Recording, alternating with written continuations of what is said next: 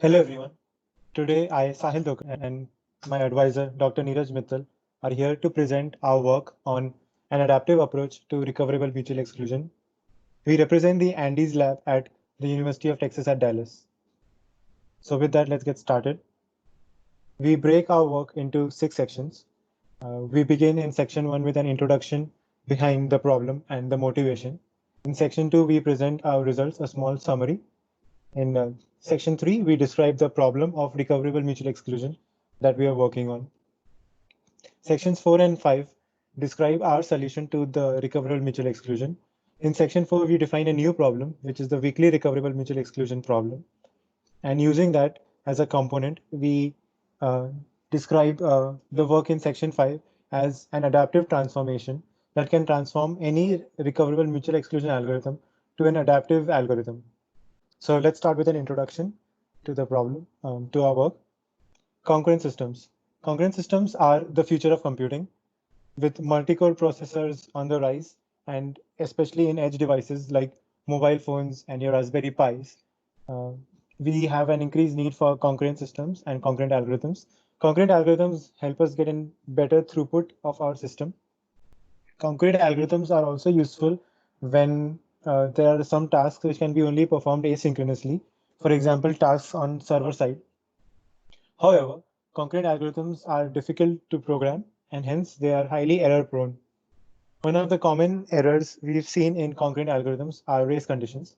The race condition occurs when two or more processes try to access some resource, a shared resource simultaneously. And race conditions can have really disastrous consequences.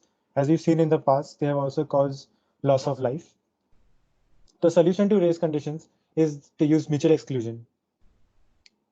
Mutual exclusion allows processes to execute a part of their code, which is known as the critical section, in isolation. This helps us to keep the system always in a consistent state, and it gives us our desired outcome. Mutual exclusion algorithms traditionally have been designed uh, without taking into account failures, especially algorithms in shared memory systems. However, failures do occur in the real world. At any moment, we could have a power outage, or there could be a network failure, or some process might just throw a segmentation fault, which would leave your system in an inconsistent state. And your system would need to be recovered. Traditionally, recovery is done using logging and checkpointing. We checkpoint our state and we log it into a persistent memory, for example, a hard disk. These algorithms are designed to minimize disk access. Nowadays, we have a new technology of non-volatile random access memory, also known as NVRAMs. The power of NVRAMs is that it has the high speeds of your RAMs, along with the stability and persistence from your hard disk. So we could just substitute NVRAMs instead of hard disks in our logging and checkpointing algorithm, and they would give us much better performance. But if we do so, we are not using the true power of NVRAMs. If we store implementation variables directly on NVRAMs, we could get a near instantaneous recovery from failures. This gives rise to the problem of recoverable mutual exclusion. Now we would like to present our results on our work of recoverable mutual exclusion. We present a novel solution to what we would like to call as the strongly recoverable mutual exclusion problem. Our solution has a complexity which is minimum of square root of f and log n by log n, where f is the number of recent failures that have occurred in the system, and n is the total number of processes in the system. To explain what recent failures means, we also define a notion of a consequence interval of a failure. And we categorized our algorithm as well-bounded and super adaptive. The idea behind adaptiveness is that its RMR complexity depends on the number of failures in the system, and boundedness means when the number of failures is high, the RMR complexity should be bounded. We also define a new problem, which is the weakly recoverable mutual exclusion problem, and give an optimal solution to the weakly recoverable mutual exclusion problem. Using this weakly recoverable mutual exclusion problem as a component in our solution, we create a super adaptive transformation which can convert any RME solution to a super adaptive RME solution with the same worst case. So let us define first and see what the problem of recoverable mutual exclusion entails. We begin with the system model. we assume that we have an asynchronous shared memory system. Processes can only communicate with each other by using shared memory. We assume we have n unreliable processes labeled P1 to Pn, which can fail at any given point of time. And the objective of each process is that it needs to access some shared resource in isolation. When we talk about failures of processes, we assume a crash recover model in which if a process crashes, it will eventually restart. This process restarts from its beginning, and when it restarts, all its private variables are reset to its initial default values. However, we assume that the data in shared variables is not lost and it persists. So this gives rise to a problem. When a process is not making any progress, do we know whether the process has crashed or is just running very slow? To solve this problem, we make the following assumption that every process will always be live, which means that if a process crashes, then it will eventually restart, it is guaranteed.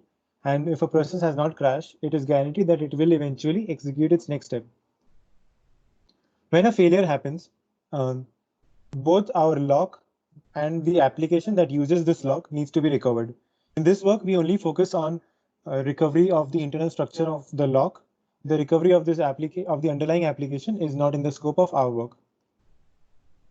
We used, besides your read-write instructions, we also use two atomic read, modify, write instructions. Basically, the fetch and store instruction and the compare and swap instruction. These are available in most modern microprocessors of Intel and AMD. Next, we would like to discuss performance measures of an algorithm that solves the recoverable mutual exclusion problem. The idea of performance is we would like to maximize the throughput of the system. The throughput of a system is measured using the number of remote memory references which are incurred by a process. So what exactly is a remote memory reference? The remote memory reference definition depends on the model we use. We consider two of the most common memory models, the cache coherent model and the distributed shared memory model. In the cache coherent model, a remote memory reference occurs when a process needs to access a shared memory due to a cache invalidation or if it wants to write to shared memory. In the DSM model, a remote memory reference occurs when a process needs to access a variable which is residing on the memory of some other process. Based on these definitions of remote memory references, we identify certain scenarios where we would like to compute the RMR complexity. We've listed three scenarios. The first scenario is when there are no failures in the recent past in the system. The second scenario is when the number of failures in the recent past is limited. And the third scenario is where the number of failures could be arbitrarily large. Based on these three scenarios, we would like to categorize our algorithms that solve the RME problem. Firstly, we categorize them on the basis of adaptiveness. An algorithm is adaptive if its RMR complexity increases as the number of failures increase. It is non-adaptive if its RMR complexity remains the same as failure increases. We also define a semi-adaptive when the RMR complexity does not change as the failure increases, but it has two different RMR complexities in the absence of failures and in the presence of failures. And also finally, we define our algorithm as super adaptive if the RMR complexity increases sublinearly as the number of failures increase. So this categorization has one drawback that the adaptive algorithms, after a certain number of failures, perform worse than our non-adaptive algorithms. Because of this, we define the term boundedness. An algorithm is unbounded if its RMR complexity increases unboundedly as the number of failures increase.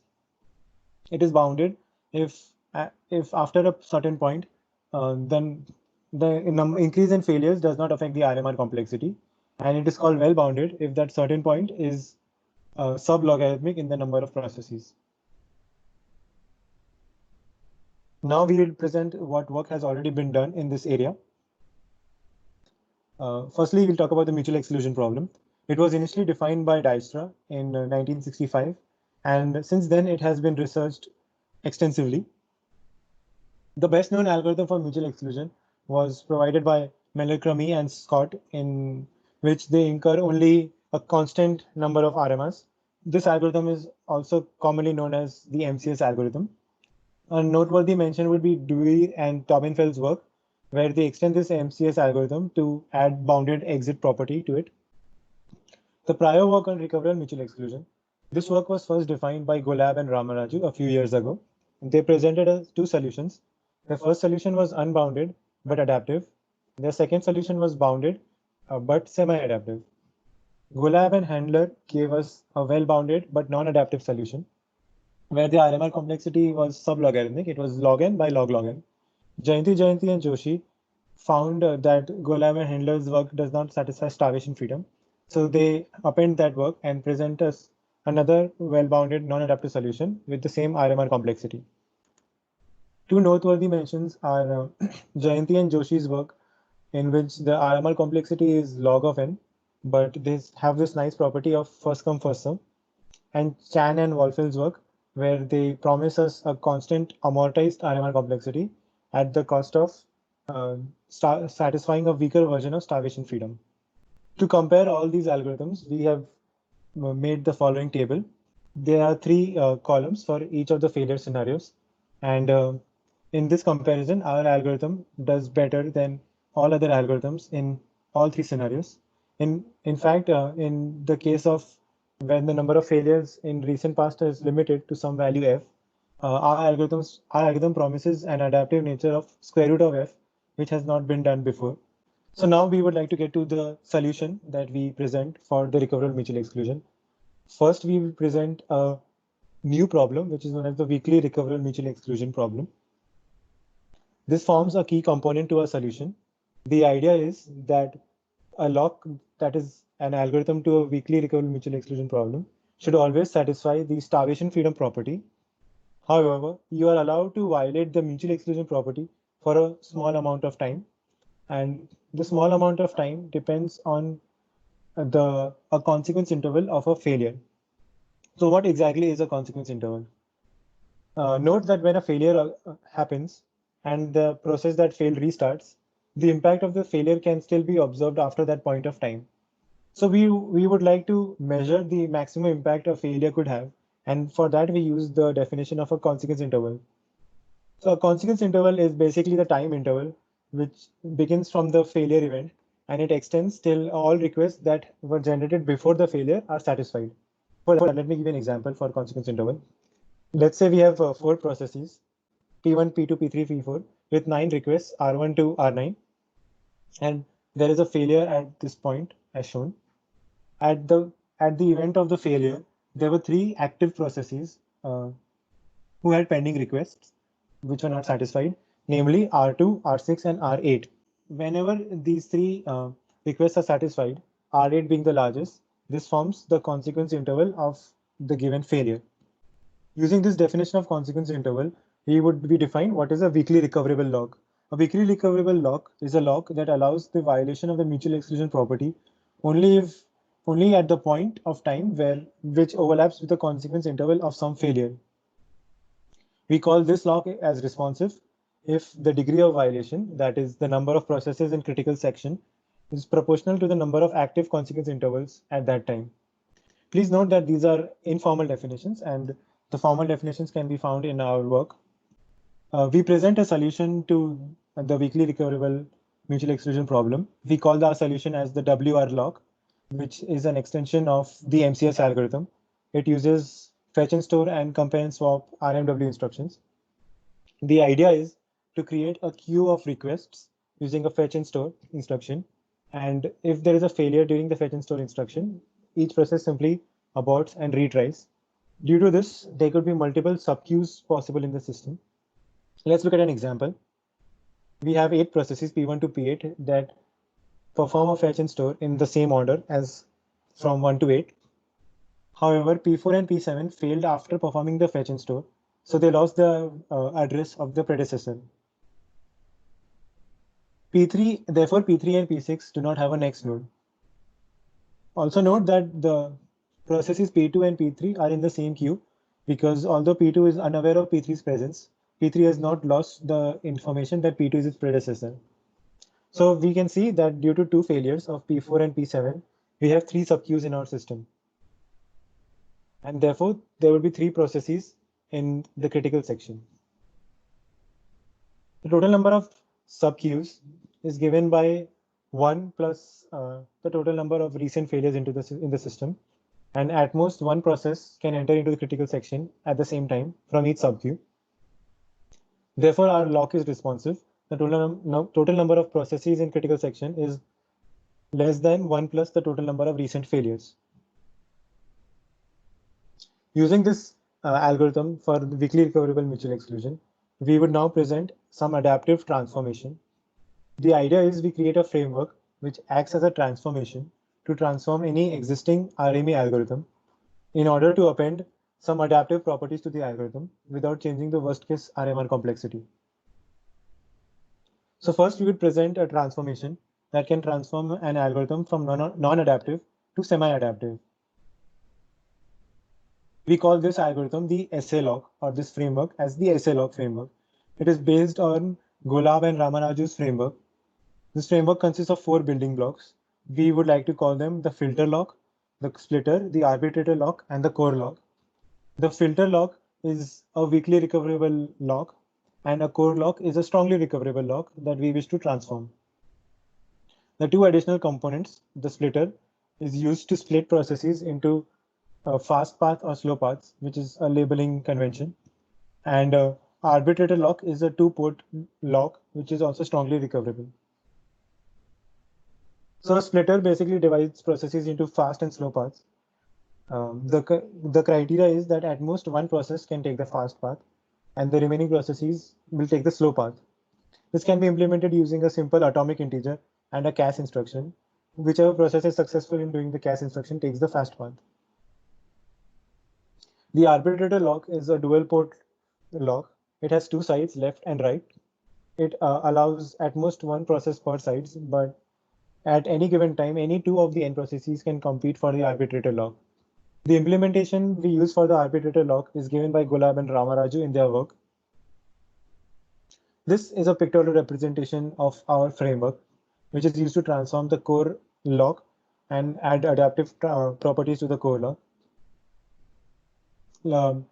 So let's look at an example. In the absence of failures, any processes will try to acquire the lock. Only one process would enter into the critical section of the filter lock. This process would navigate the splitter, take the fast path, try to acquire the arbitrator lock from the left. It would be successful in acquiring this lock and enter into critical section. In the absence of failures, multiple processes can enter into the critical section of the filter lock because the filter lock is a weakly recoverable lock. Among these processes, one process would take the fast path and the remaining processes would take the slow path. The core lock, being a strongly recoverable lock, will allow only one process to enter into its critical section. Therefore, there is one process from each side of the arbitrator lock, and this arbitrator lock will allow only one process among these two to enter into the critical section, and that process is deemed to enter into the critical section of our framework. Some properties of this framework. This framework is semi-adaptive. That is, the RMR complexity is constant in the absence of failures, and it is some T of n in the presence of failures, where T of n is the worst case RMR complexity of the core lock. This framework satisfies mutual exclusion, starvation freedom, bounded critical section re-entry, bounded recovery, and bounded exit properties. Also, an insight which would come useful later is that the maximum number of processes in the core that try to acquire the core lock is the number of recent failures that have occurred in the filter log. Now we present another transformation to transform any algorithm to a super adaptive algorithm. The idea is we use our framework described above recursively, and for the base case, we use an existing RME algorithm that we wish to transform. So this was the framework that we presented before. Note that this framework is a strongly recoverable lock, and also the core lock that is required to plug in to the framework is also required to be a strongly recoverable lock. Therefore, we could plug in another instance of this framework into the core log. We can keep doing this for some m levels. Formally, let's say a BA lock is the lock we wish to construct, and SA lock is the lock we described before, and NA lock is any existing RME lock, which we also call as the base lock. So our BA lock is just the SA lock at level 1. We create m instances of SA lock. So the core lock at every level is the lock at the next level, and the core lock at the last level is our base lock or our NA lock. Now we would like to analyze our RMR complexity of this mutual exclusion problem. We do it in the following manner. Let us assume there are some Y processes at some level X which is greater than 1. Since there are Y processes at this level X, that means there must have been Y failures in the filter lock of at level X minus 1 as shown before. Also, these Y processes took the slow path at level X minus 1.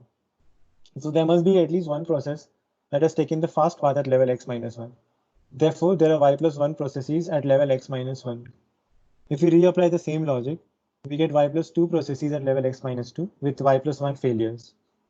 If we set y equal to 1, then we get 1 failure at level X minus 1, 2 failures at level X minus 2, and so on up till level 1. If we add up the total number of failures, we get the following theorem.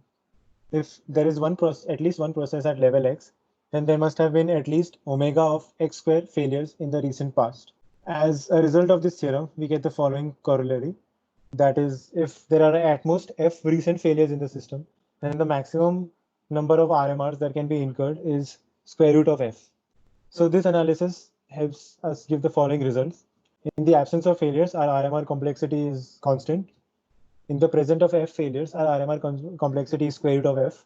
And if the number of failures is arbitrarily large, our RMR complexity is bounded by T of n, where T of n is the worst case RMR complexity of our core log. If we use Jayanti and Joshi's log as our core log, we get our worst case RMR complexity as log n by log log n. This framework is super adaptive. It satisfies mutual exclusion, starvation freedom, bounded critical section re-entry, bounded recovery, and bounded exit properties. And its worst case RMR complexity in a nutshell is minimum of square root of F and log n by log log n. And this framework can be applied to future solutions with better worst case RMR complexities as well. Now we would like to present some related discussion on our work and what future work can be done in this area. Firstly, we would like to discuss memory reclamation. The only place that requires to handle memory reclamation is the MCS log because it needs to allocate new nodes for every request. The idea behind our algorithm that we have shown in the full version of our paper is that we use an idea similar to epoch-based memory reclamation. That is, we reuse once a node gets very old.